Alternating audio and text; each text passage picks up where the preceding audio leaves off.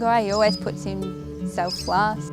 He's a kind-hearted, most generous person. He'll do anything for anybody. He's, again, always one to get involved. He's known as Tuffy, and yeah, that's what he is. He's a tough man. Once I get out on the footy field, I got a turning circle of a road train. If you're in my way, watch out. He loves the footy club and just does anything for the footy club. I'd be coming down to grab some lunch. I'd see her in the street with a shy little smile. He smiled and I thought he might have been interested, but he never come up to speak to me, so contacted him via Facebook. And then he contacted me back and had a date. I'd done all the talking, I think. She very shy, more giggly than anything. Asked her to marry me Christmas Day 2011. Got on one knee and proposed, and I said yes. I had seen Tuffy at footy training. He wasn't well then, and I said to him, I think you need to go and see the doctor. And he had a headache and he was sweating. I took his blood pressure and it was fairly high. He was going to go to the toilet in the kitchen. I directed him to the bathroom and that's when he collapsed. She thought I was dead. I'm thinking, no, that can't be right. He can't have collapsed at all. And he's Tuffy. He's a tough man. That's why he's called Tough Man. They took him to the Maroon-based hospital and we went there and they prepared us for the worst. You always hear the worst part of a story, not the full story. But then to go in and pretty much see the worst part of any story, and that is my big boy was sitting on a bed with a tube down his throat breathing for him because they knocked him out, and then you find out that he did have a fit in that morning and he's in a bad way and we're not quite sure why, and we're probably going to send him down to Melbourne. Anyone getting shipped 300 k's down the road, it's got to be pretty sick. Infection that I had, which the doctors put down to viral encephalitis. Best way for me to get there would be by road transport. When Tuffy went down to Melbourne, in my mind, I knew he was going to be okay because he's in hospital. It's Sarah that needs to be worried about because where's she going to stay? Is she okay? Is there someone with her? Is there friends and family to give her a hug and support her? He's got all of the medical professionals in Australia looking after him at the moment. So it's all about how do we look after family and friends that are in trouble and they're 300 kilometres away. She was holding up really, really well, but I know that inside she was hurting because she was worried that she would lose Tuffy. The whole year's been pretty bad. We had a club member commit suicide.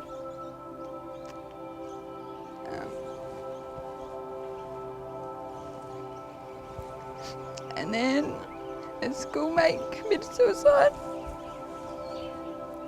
And then to be told that he may die was hard and scary, and I didn't want another funeral to go to. Having Jace and then Tuffy and my brother just hit hard. When you're under the stress of a loved one in ICU at a hospital, not knowing whether they're going to live or die, to have to worry about accommodation and struggle to find it at wee hours of the morning or night is unfair, to be honest. They shouldn't have to worry about that.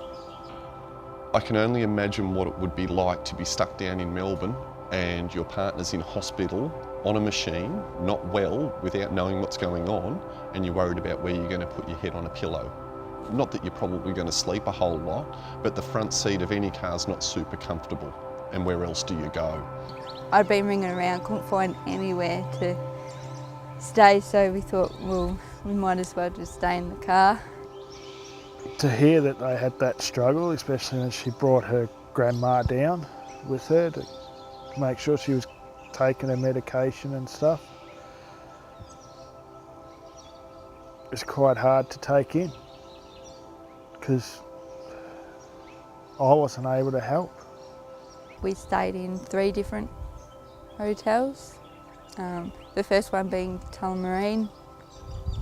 The second one was 15 minutes away from the Epping Hospital, but they'd been booked out the following night, so we couldn't stay there. The last one we stayed at was really good and said like they'll just keep that room for us and see how we go. When I was brought out of the coma at Northern Hospital, the neurologists and doctors there had told me they were quite amazed that I actually come through. He was alive, he was awake, and that's the best thing, seeing someone come out of a coma. When's Tuffy coming back? We want him back, we need him back. When's Tuffy coming back? How's Tuffy travelling? What's he up to? How's he going? He's still with us, thank goodness. Brent means everything to me. I was quite shy before I met him, so I'm now the secretary of the footy club and I talk to people, and he's given me confidence that I didn't really have before. And that's where being in a smaller community helps out. Most people know everybody, and most people, when the chips are down, will just say what needs to be done and fix it. The staff at the Northern Hospital, not only caring for me, but caring for Sarah and her grandma while they were there. Yeah, I'm very humbled and thankful. Thank you. You've brought back a most wonderful person that wasn't meant to be leaving this world now. He's still got too much to do. He's got to get married first.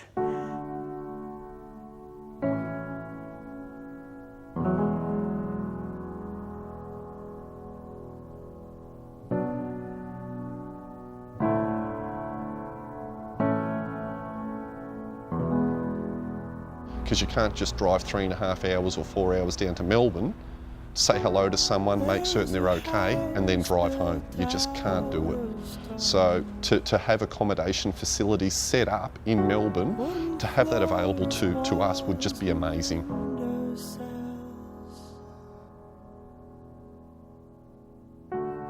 Everyone needs a toughie. It doesn't matter for what, but everyone needs a toughie because people like Tuffy are a 1 in a million. I'm thinking of eloping anyway, so just going somewhere as a holiday and coming back married. This is a place where I feel